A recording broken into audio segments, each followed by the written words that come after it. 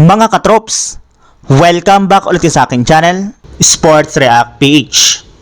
At ngayon nga ay pag-uusapan natin ang balitang pagkuha kay Lebron ng Washington Wizards. Pag-uusapan na rin nga natin dito sa ating panibagong video ang rason bakit tinanggal si Lu Dort ng OKC Thunder.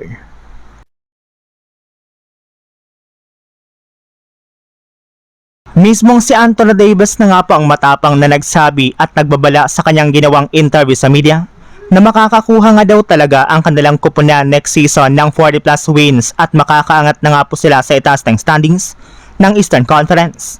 Sinabi naman nga po nito na mataas nga daw ang kanyang conference na makakapasok na silang muli sa playoff sa unang pagkakataon simula pa taong 2020 to 2021 NBA season.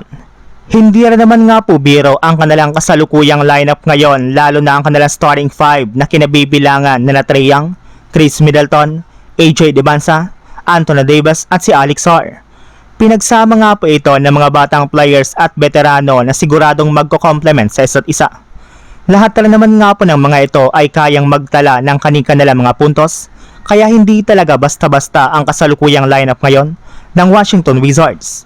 Bukod rin nga po dyan, napakasolido rin naman nga po ng kanilang bench sa pagkakaroon nila ng DeAndre Ayton, Keyshawn George, Justin Champagnie, Julian Reese at si Cam Whitmore na lahat gutom at mayroong gustong patunayan ngayon para sa kanilang kupunan. Pero kung akala nga po ninyo mga katrops ay tapos na ang Wizards sa paggawa ng move, dyan nga po kayo nagkakamali dahil kasalukuyan pa nga pong sinusubukan ni Anthony Davis na recruit sa Lebron para sumali ito ngayong offseason sa Washington Wizards. Kinausap na rin naman nga po niya ito ng mga nagdaang araw, kaya may posibilidad nga po na makuha nila ito.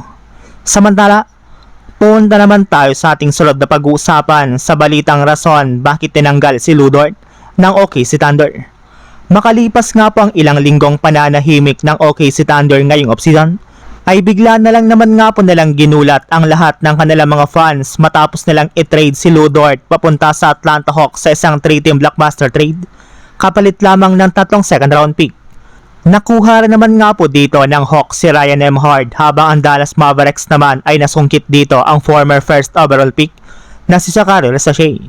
Mas pinili nga po ng OKC Thunder na i-trade si Lu Dort kaysa ibigay sa kanya ang team option nito na nagkakahalaga ng $17.6 million sa susunod na season. Sa kabila nga po ng napakalaking impact nito sa team defense ng mga nagdaang taon, lalo na sa kanilang ginawang championship run, ay tinanggal pa rin nga po nila ito sa kanilang lineup. Kaya isang malaking katanungan na nga po ngayon kung ano nga ba ang tunay na rason sa likod ng ginawang desisyon ng kanilang kupunan. Well, ayon nga po sa isang NBA insider, ginawa nga daw po nila yan upang sa ganon ay mapababa nila ang cap space ng Thunder at para hindi sila magkaroon ng extra na bayarin. Since ngayon nga po ay nasa 2nd April na lang ang OKC Thunder, at dahil nga po sa mga ginawa nilang trade ng mga nagdaang linggo ay nagkaroon pa nga po sila ng 7 future second round picks. So yun lang mga katrops, ang handog kong storya ngayong araw. Sana nag-enjoy kayo, please like and subscribe my YouTube channel, Sports React PH, para sa iba pang storya at update patungkol sa NBA. Kita-kits muli sa ating susunod na video.